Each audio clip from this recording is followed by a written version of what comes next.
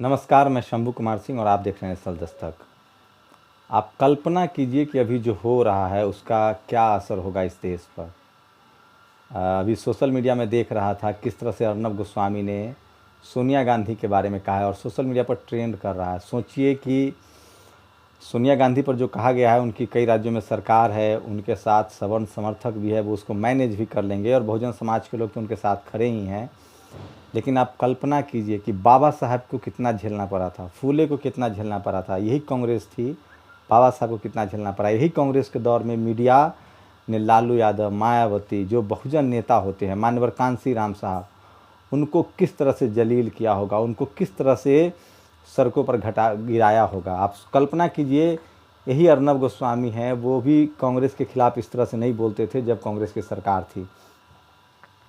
लेकिन एक से एक मैं कह रहा हूँ, ये लोग निपट लेंगे। ये लोग मजबूत लोग हैं, ताकतवर लोग हैं, एक दूसरे को जानते हैं कैसे एक दूसरे से गलबहियाँ करनी है, कब लड़ाई करनी है। लेकिन मेरी चिंता सिर्फ ये है कि इस देश में एक भी जनरल कैटेगरी के पत्रकारों का कुछ नहीं होगा। लेकिन देखिए, इस देश में यूएपीए किस पर लग रहा है। मैं सोशल मीडिया बताता हूँ, जो लोग को चिंता सता रही है। देखिए, सोनिया गांधी पर ट्विटर ट्रेंड हो रहा है, लेकिन उमर खालिद, मिरान हैदर और कितने सारे पत्रकारों को यूएपीए उन पर लादा गया है। मुझे कल जेल में डाल दिया जाएगा। अभी मुझे एक फ़ोन आया सहारनपुर से, भीम जयंती, अंबेडकर जयंती के दिन लोग घर में अंबेडकर जयंती मना रहे थे, पुलिस वालों ने घर में घुसकर मारा। उसने शिकायत की पुलिस में और पोस्ट लिखा, इसके लिए उस लड़के को जेल में डाल दिया गया। तो हज़ारों निर्दोष को इस देश में रोज़, अगर आप SC ST OBC माइनॉरिटी हैं तो आपको जेल में डाल दिया जाता है। देखिए कि सोचिए कि इससे पहले शेड्यूल कास्ट, शेड्यूल ट्राइब की लिंचिंग होती थी, कोई बोलता था।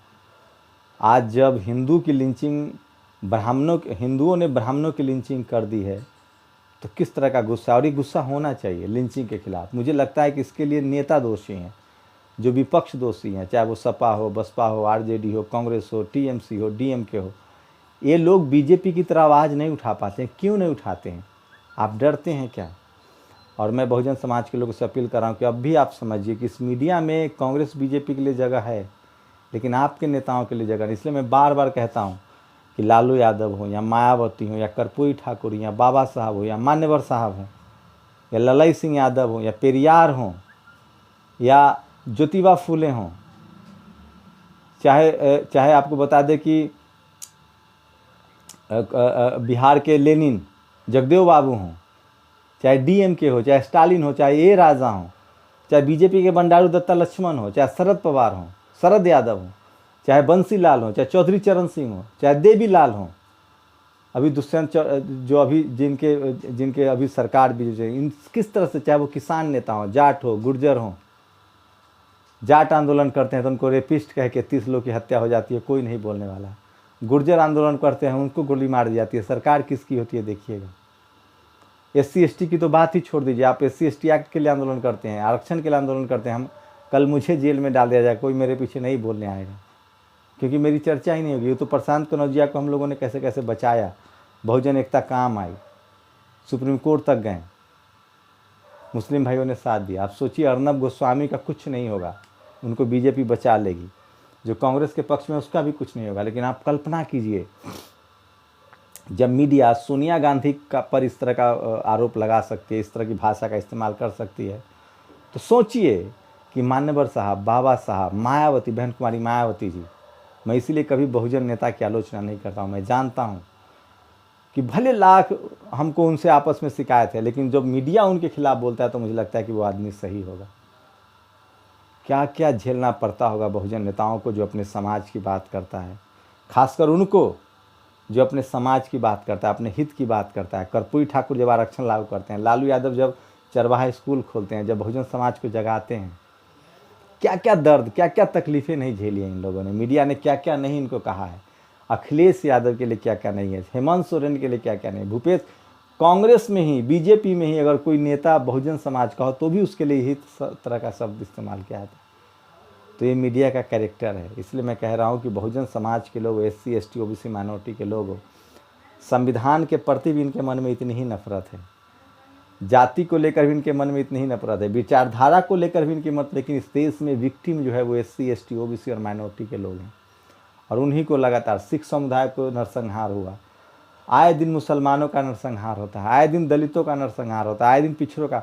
कोरोना जैसे महामारी में भी जातीय हिंसा बढ़ रही है। अब भी आपको लगता है कि आप लोग नहीं समझेंगे? जो कल कांग्रेस के वोटर थे आज वही आरएसएस और बीजेपी के वोटर है। लाठी चलवाने वाला एक है, पीठ अलग अलग होता है, कभी सिखों का पीठ, कभी जाटों का पीठ, कभी गुर्जरों का पीठ। और आपको हिंदू के नाम पर एकजुट किया जाता है और सनातन के नाम पर वो मलाई खाते हैं। आप पढ़िए सनातन में क्या व्यवस्था है, किस तरह से आपको मारा पीटा जा रहा है। आज अर्णब गोस्वामी क्या कह रहे थे कि 80 करोड़ सनातनी है इस देश में, 80 करोड़ हिंदू हैं। मैं अर्णब गोस्वामी से पूछना चाहता हूँ, SC ST OBC का अधिकार पर कब बहस करोगे? हमारे आरक्षण को बचाने के लिए कब बहस करोगे? हमारे SC ST एक्ट खत्म हो गया, वो कब बहस करोगे? OBC का अधिकार कब? हमारा वाइस चांसलर नहीं है, उस पर कब बहस करोगे? हमें नौकरियां नहीं मिल रही, उस पर कब बहस करोगे? हमारे लोग आज 80 करोड़ लोग, तुम 80% के 80 करोड़ लोग आज लॉकडाउन में भूखमरी के शिकार हो रहे हैं, उनके पास खाना नहीं पहुंच रहा है 2 वक्त का, उस पर कब बात करोगे? इसलिए मैं कहता हूं हमारे समाज के लोगों को अपने नेताओं के साथ खड़ा होना चाहिए मजबूती से। और मैं बहुजन समाज के नेताओं से अपील करता हूं कि आप लोग भी सचेत रहिए। समाज के साथ रहेंगे तो मर भी जाएंगे तो समाज आपको सम्मान देगा। दलाली करेंगे तो आप, मैं भी सत्ता को गह लेता, मैं भी महलों में रह लेता। मैं बार बार कहता हूँ मेरी पूरी लड़ाई सम्मान से मौत की है। जलालत की ज़िंदगी मुबारक हो। हम बाबा साहब के साथ, हमारा माँ बाप से भी ज़्यादा बाबा साहब हमें, हमारे माँ बाप ने हमें पैदा किया होता, हम पैदा तो होते, लेकिन जो कपड़ा है हमारे शरीर पर वो नहीं होता। जो हमें इस देश में संवैधानिक अधिकार है वो नहीं होता। आज जो हम पढ़ लिख रहे हैं वो नहीं होता। आज जो हम अपनी डिग्निटी के लिए लड़ रहे हैं वो नहीं होता। इसलिए हमारे जैविक पिता जब भले जो हैं उनका भी सम्मान है, लेकिन जो हमारे वैचारिक पिता हैं, जिनके हम मानस संतान हैं, फूले पेरियार, अंबेडकर, कबीर, रविदास, किनका किनका नाम लो, हम उन सब के मानस संतान हैं। शुक्रिया फातिमा शेख, आपने हमारे लिए स्कूल के दरवाजे खोले। शुक्रिया BP सिंह, जिसने हमारे लिए आरक्षण मंडल कमीशन लागू किया।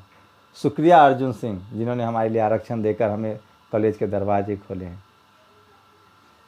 शुक्रिया बहन जी, जिन्होंने हमें सम्मान दिया। शुक्रिया लालू यादव, शुक्रिया शिबू सोरेन, शुक्रिया DMK, शुक्रिया स्टालिन, शुक्रिया उन तमाम बहुजन नेताओं का शुक्रिया, और बाबा साहब का शुक्रिया कीजिए। और सोचिए इस देश की मीडिया जो आपस में लड़ती है तो इस तरह के बर्ताव करती है, बहुजनों के साथ क्या करती होगी जहां आपकी भागीदारी नहीं है। जल्दी से 1-2 पोस्ट मैं आपको पढ़ के बता दूं, मैं ज़्यादा बात नहीं करना चाहता हूं आप लोगों से। कोरोना को लेकर लगातार स्थिति भयावह होती जा रही है और कहीं कोई इलाज की सुविधा इस देश में नहीं है।